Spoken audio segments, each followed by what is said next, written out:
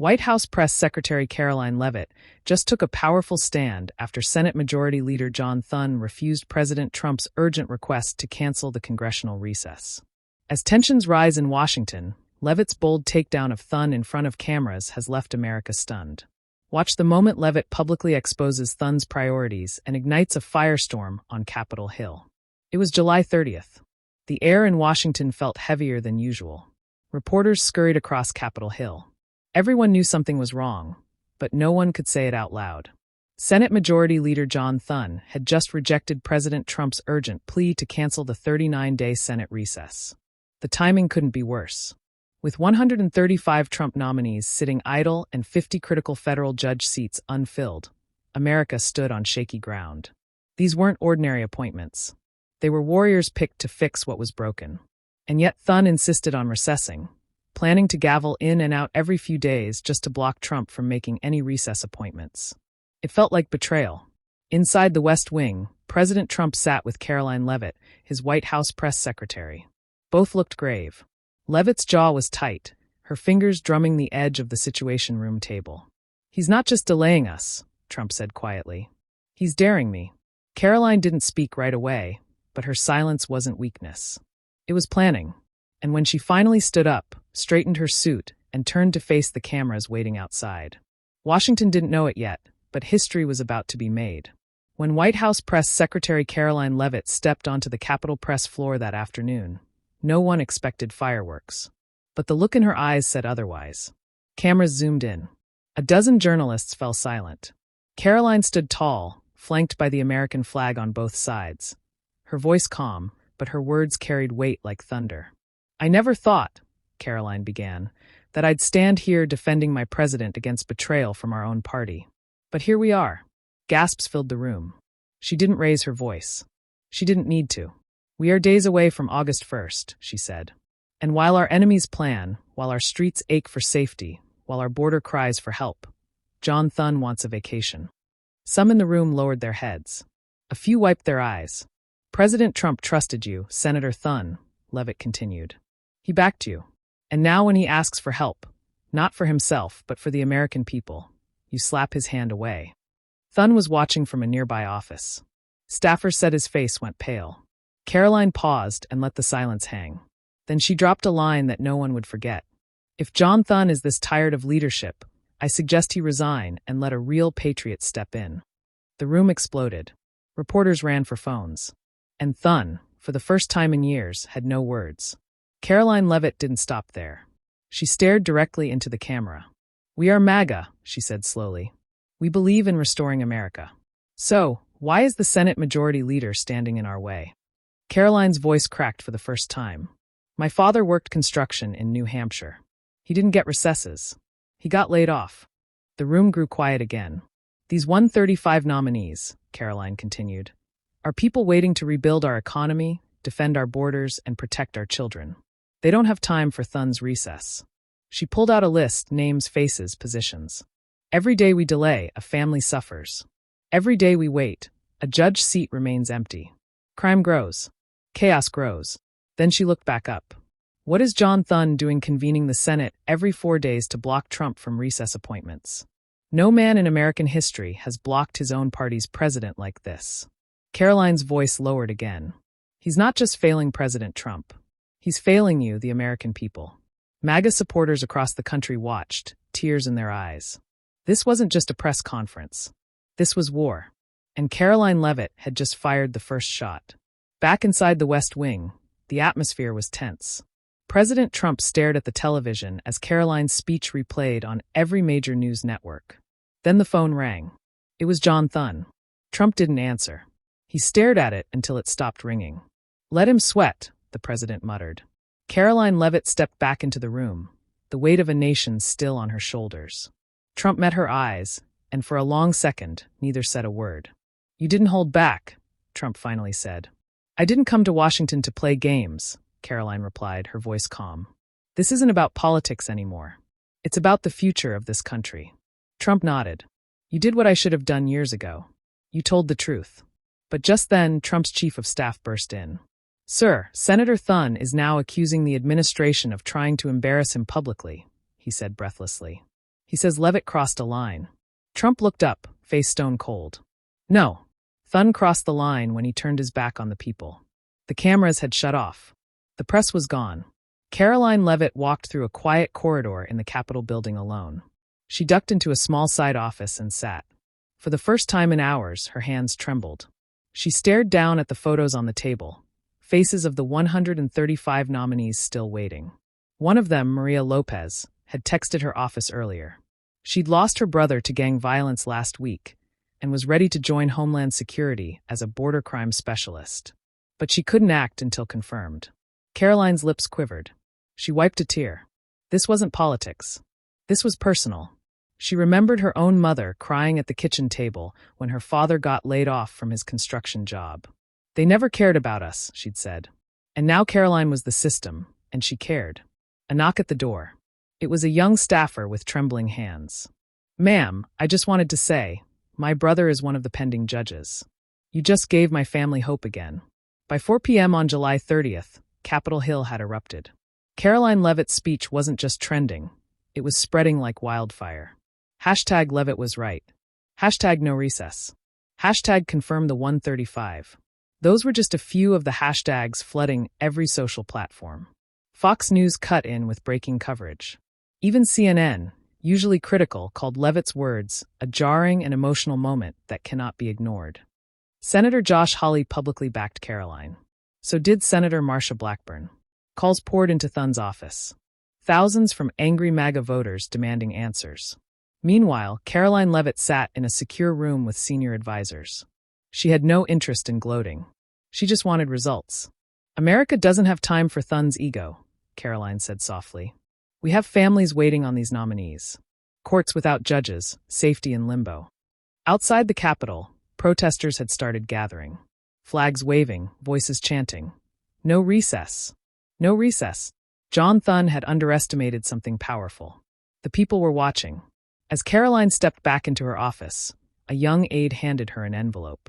Ma'am, this just came in. She wanted you to read it before the day ends. Karoline sat, opened the handwritten letter, and read slowly. Dear Press Secretary Levit, my name is Eleanor. My husband was one of the 135 nominees. He passed away 3 weeks ago from a heart attack. He waited every single day for confirmation. He believed he could fix the prison reform system. Now he's gone, but his dream isn't. Karoline froze, her throat tightened. She placed the letter gently on the table and closed her eyes. This wasn't about politics. It was about real lives. She stood shoulders square and whispered, no more delays.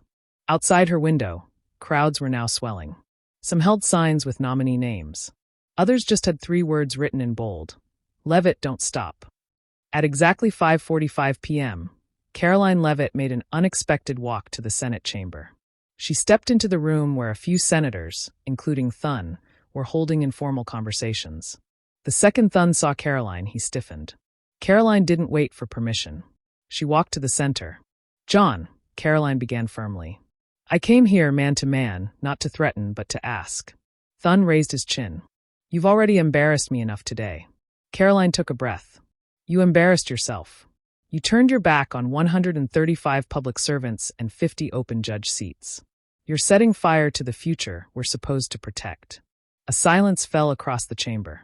And let me remind you, Karoline said, these aren't just positions. These are solutions to broken systems. This recess isn't a pause. It's a betrayal. Thun muttered, this is procedure. Karoline snapped back. And procedure doesn't feed hungry children or protect border agents. She looked around at the senators. If this room still has a heartbeat, if any of you still believe in MAGA, then stop this madness. Cancel the recess. She walked out, leaving the room in stunned silence. By 6:30 p.m., social media had been flooded with raw, emotional videos.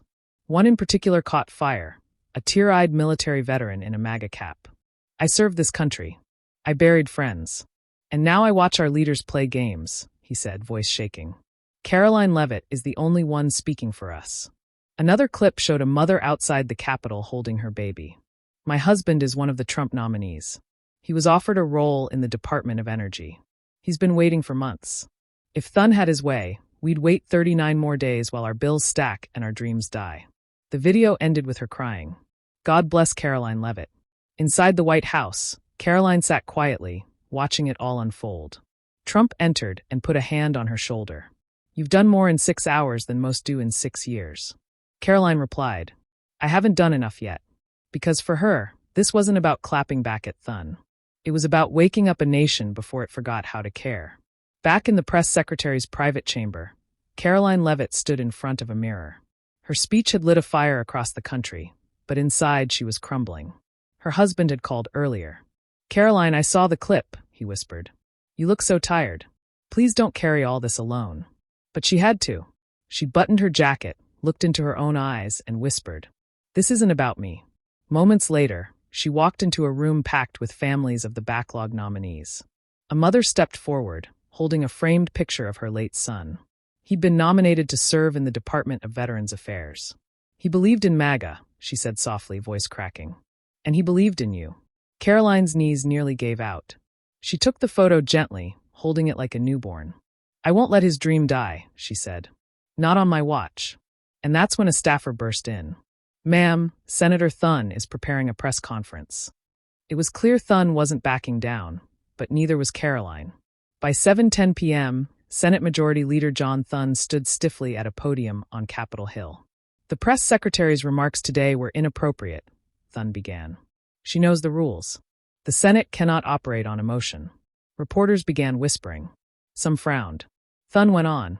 "This administration has a responsibility to follow order, not chaos. I will not be bullied into abandoning tradition because of a camera stunt." But before he could finish, the back doors creaked open. Karoline Leavitt walked in. "Let me ask one question, John," Karoline said, stepping beside the podium. "What tradition says we recess while America bleeds?" Thun glared. "This isn't your time." Karoline didn't flinch. "Oh, it is. It's the time of every family waiting for justice. Every mother who lost a son. Every judge's seat that sits empty while crime rises. This isn't about tradition. It's about urgency." Gasps filled the room. And then Karoline leaned closer. "You want to call me emotional? You're right. I'm emotional because I still care." The press room went silent. Then, applause from staffers, from reporters, even from 2 senators watching in the back. Karoline didn't go home that night. Instead, she requested 5 minutes of airtime on national television. To speak, not to senators, but to Americans. At 8 p.m. sharp, she stood in front of the camera. "I wasn't born in power. I was raised in a small town in New Hampshire," she began. "I've seen families crumble. I've watched friends struggle. I've seen communities torn apart before they had a chance to thrive." She paused, breathed, and spoke from the heart. "Tonight, we stand at a crossroads. We have 135 patriots waiting to serve, and one man standing in the way. This isn't about parties. This is about people. And I'm begging you, don't let this go unnoticed." She held up Eleanor's letter, the widow's plea. "This is the cost of delay. This is the price of silence. I won't be silent anymore, will you?" Millions watched from living rooms, hospital beds, police stations. Some cried, some clapped, but no one looked away because Karoline Leavitt had just done what no one expected. She made politics feel human again. Just as Karoline's national address ended, a message came into the press secretary's secure inbox. It was from a man named George Renner in Missouri. His son, David Renner, was one of Trump's nominees to serve as a federal prosecutor in a crime-ridden district. But the email didn't come with celebration. It came with grief. "Miss Leavitt, David died this morning. He was in a car accident while rushing between 2 jobs. He said he'd finally slow down once he got confirmed. He never got that chance." Karoline stood frozen. George had attached a photo, David holding a framed letter from the Trump administration offering him the nomination. His eyes were full of hope. That hope was now gone. Karoline printed the photo and pinned it above her desk. Slowly, she wrote on a sticky note beside it. "Thun delayed. David paid." It wasn't just a loss, it was a scar. Inside a marble-walled Senate lounge, John Thun paced red-faced, clutching a folder of talking points. "Sir," one whispered. "Levitt's speech went viral. She has over 20 million views in 2 hours. Supporters are camping outside the Capitol." Thun slammed the folder down. "She ambushed me on my own press floor." "But she didn't lie," another aide said under his breath. Thun shot him a glare that could pierce stone. Meanwhile, Karoline Leavitt wasn't hiding. She returned to the Senate floor, not with anger this time, but with grief. She carried a stack of letters, emails, names, photos, all from Americans who believed in the promise Trump had made. "This," Karoline said to those present, holding the stack in the air, "is what John Thun is ignoring. Not paperwork, not procedure, people." One by one, she placed photos on every empty senator's seat. It was nearing midnight. Karoline sat alone in her White House office, lights dim. The city outside buzzed with protest chants and candlelight vigils. Inside were handwritten stories from the families of unconfirmed nominees, each one more heartbreaking than the last. One read, "My daughter was nominated for the DOJ. She was ready to tackle child trafficking, but every day the Senate delays, another child disappears. Please don't give up." Karoline set the letter down and quietly began to cry. A knock came at the door. It was President Trump. After a long silence, Trump spoke softly. "You didn't just give a speech today, Karoline. You gave this movement soul." Karoline nodded, eyes glassy. "I just told the truth," she whispered. "It's been a long time since Washington heard that." Outside, a chant echoed louder than ever. "No recess. No recess." The next morning, a live broadcast featured retired Marine Sergeant Kyle Benson. He had served 3 tours overseas, lost a leg in Afghanistan, and returned home to a broken system. "I was promised help," he said, staring into the camera, voice trembling. "But the man who could have fixed my claim, his name's on that nominee list, and now he might not get confirmed because of some Senate vacation." He paused. His lip quivered. "I'm not supposed to cry on TV, but if Karoline Leavitt didn't speak out, I wouldn't have hope right now." And then he broke down. The clip went viral within the hour. Hashtag Stand With Karoline began trending next to hashtag Confirm the 135. Inside the West Wing, Karoline watched the clip silently. She stood, picked up the letter from the widow, the photo of David Renner, and whispered to her staff, "I need to be back on the Hill." As Karoline Leavitt entered the Senate gallery once more, there was one thing she carried under her arm, an old wooden chair. At 10:05 a.m., she entered the chamber. Without saying a word, Karoline walked to the center and placed the chair directly in front of the dais. "This," she began quietly, "was my grandfather's chair. He sat in it every evening after working a full day at the mill in New Hampshire. He didn't have college degrees. He didn't care about procedure. He cared about putting food on the table and doing the right thing." Karoline rested her hand on the worn wood. If he were here today, he'd ask one question. "Why are you going on vacation when people are suffering?" No one answered. She looked up. 50 open judge seats. 135 stalled patriots. And a majority leader playing gatekeeper. Karoline's voice cracked. "If none of you will sit in this chair and stand up for them, then I will." And then she sat down, right in the middle of the chamber, in silence. By noon, the image of Karoline Leavitt sitting silently in the center of the Senate floor had flooded every screen in America. No speeches. No reporters. Just a woman, a chair, and a country in crisis. Capitol Police didn't move her. No one dared. President Trump, watching from the White House, said quietly to a staffer, "That's my press secretary." Back in the chamber, families of nominees entered the visitor gallery. They said nothing, just sat and watched her. A girl, maybe 9 years old, held a sign in her lap. "Please don't go on break. My daddy needs his job." Karoline looked up, eyes locking with hers, her lips pressed tight. She stayed in that chair for hours. It was nearly 1 p.m. Above her, in the public gallery, sat Martha Green, 84, the mother of one of the federal judge nominees who had waited since January for confirmation. She stood slowly and whispered, "May I say a prayer?" Security hesitated, but no one stopped her. "Father," she began softly, voice trembling, "give strength to this good woman. Let those who block justice feel the pain they cause. Let America be led by courage again." Karoline looked up at her. Her eyes were glassy. The live footage captured the moment. That single prayer hit deeper than any speech.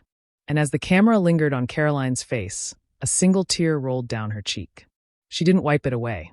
At 2:15 p.m., the Capitol had become a shrine.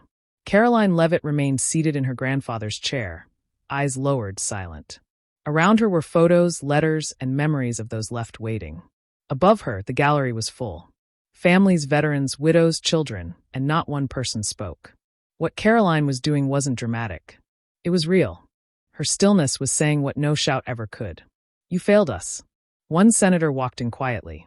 Senator Josh Hawley. He simply stood beside Karoline. Then another, Marcia Blackburn. Then two more. They stood shoulder to shoulder. No chants, no press, just presence. Americans watching online began doing the same in their homes, sitting in chairs in silence, posting photos with the hashtag, "We sit with Levit." At 3:05 p.m., a young soldier in uniform entered the public gallery and quietly took a seat. In his lap was a folded American flag. He didn't speak. He didn't move. Karoline noticed him and gently gestured for a staffer to ask who he was. The soldier gave a note to pass down. "This flag draped over my brother's coffin last year. He died fighting cartels near the border. My parents were told one of Trump's nominees had a plan to stop the drug routes, but it's still on hold. This flag is all I have left. Please don't let it become just cloth." Karoline stood slowly. "Friends," she said aloud, voice echoing through the chamber. "We talk about patriotism, about loyalty, but right now there's a soldier up there holding his brother's flag, wondering why the people in this building are turning their backs on him." She raised the letter. "John Thun, you may not be here, but America is. They're in this room, and they are watching you hide." In the gallery, the soldier saluted. Karoline saluted back, her hand shaking. By 3:30 p.m., the world had changed. The silence had become a movement. Karoline Leavitt's sit-in on the Senate floor was now being broadcast in real time on every major network. Protests outside the Capitol swelled to tens of thousands. Inside, more senators began to arrive, not with press releases, but with shame on their faces. One placed a photo of a nominee on their own desk. Another whispered to Karoline, "You're right. We should have done more." Still, Thun said nothing. Back in the chamber, Karoline pulled from her coat pocket the list of all 135 stalled nominees. One by one, she began reading them aloud. Name, position, state, time since nomination. She got through 15 before her voice broke. "This is not just paper," she said. "This is progress. These are patriots, and every hour of delay is a knife in the back of justice." The chamber was dead silent. And then, for the first time, a single Republican senator stood up and said, "Press Secretary Levit is right. This ends today." At 3:48 p.m., the mood in the Senate chamber had completely shifted. After Karoline read through just 15 of the 135 names, Senator Rick Scott stood. Then Senator Eric Schmitt, and one by one, senators who had sat in silence now rose with heads bowed.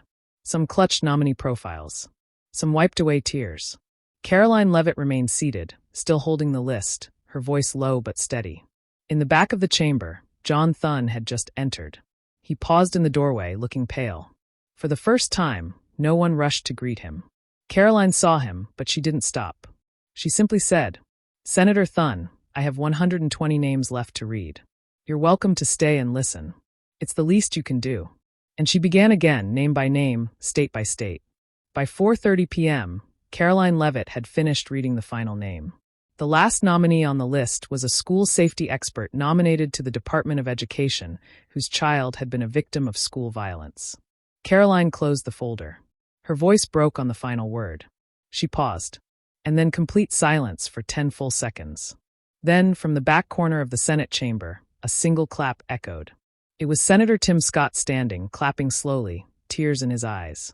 Then another clap from Senator Mike Lee. Then another. Soon the entire chamber was standing, applauding not for theatrics, but for truth, for courage, for America. Karoline remained seated, humble, tired. John Thun stood too, but his eyes were downcast, and the cameras zoomed in on his reckoning. This was no longer a protest. It was a moral correction. The image would be shared worldwide. Karoline Leavitt seated in that old wooden chair, face wet with tears, surrounded by a Congress that had finally found its conscience.